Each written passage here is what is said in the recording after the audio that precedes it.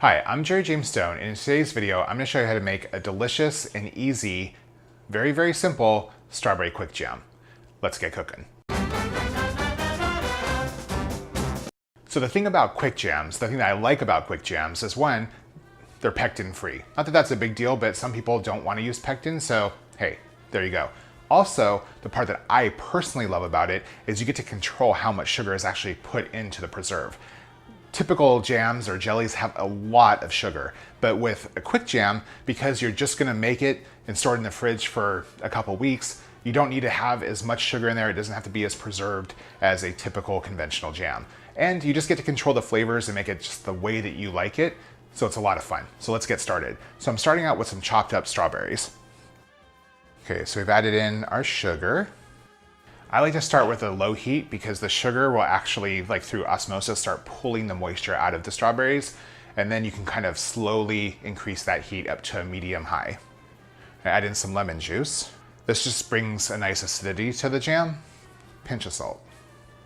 So as that starts to heat up, the juices from the strawberries will start to extract, and then we're gonna mash the strawberries and then bring it to a simmer.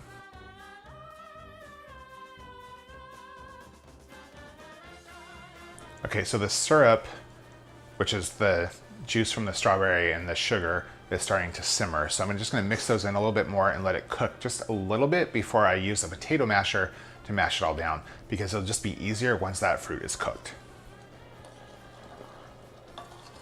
As I was saying, the thing that I really love about quick jams is one, you get to control the flavors. That means you can control how sweet it is. A lot of store-bought jams, in my opinion, are just really sugary. It's just too much sugar. The fruit itself is almost sweet enough, so you can control that aspect of it, but there's also a freshness to it too. So, if there's something that you love that they don't have a jam for in the store, you can just make your own. It's not a big deal. It's super easy. This will last in the fridge for about 3 weeks, and hey, you know what? It's a small batch. It's easy to go through it.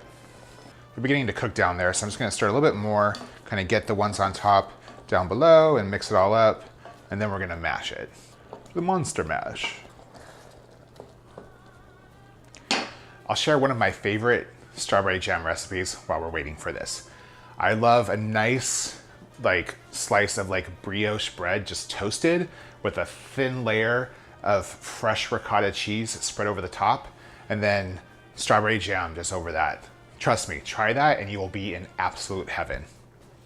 Unless you're lactose intolerant, then you'll probably be really unhappy.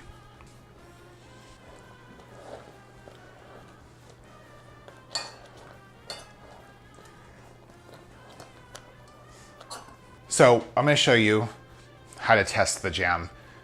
We're gonna do it the wrong way first because it's far from done. But basically, you're gonna cook this until it really starts to thicken up. So you wanna take a spoon that you've put in the freezer, drag it through the syrup, drag your finger over it, and if the sauce starts to come together, it's not ready. If it stays apart, you actually can part that, part a strip down the middle of it, then it's good to go. Okay, so we've cooked the jam for about 20 minutes now, and it's really thickened up, and I think we're ready to test it to see if it's done. So we have our spoon. Just gonna get some jam on there. Jam on there. Don't burn your hand like I just did. Let it set for a second. We're gonna use the coldness of the spoon to really cool that jam. And then once again, just drag your finger across it. Notice how it's not crossing that divide. So the jam is set and ready to go. So once it fully cools, it'll be nice and thick. That's all there is. That's all it takes to make a quick jam. Now you can use this recipe for your favorite fruit. The measurements are pretty much the same. You can adjust the sugar. It's really great, pectin-free. Put it in a jar. It'll last for about 3 weeks in the fridge, and you'll have your favorite jam every time you want. Yeah, it's delicious. If you like this video, hey, give me a thumbs up. If you like to cook like I do, subscribe. And if there's something that you want to see, drop a comment. I'll see you guys next time. I'm gonna go eat some jam.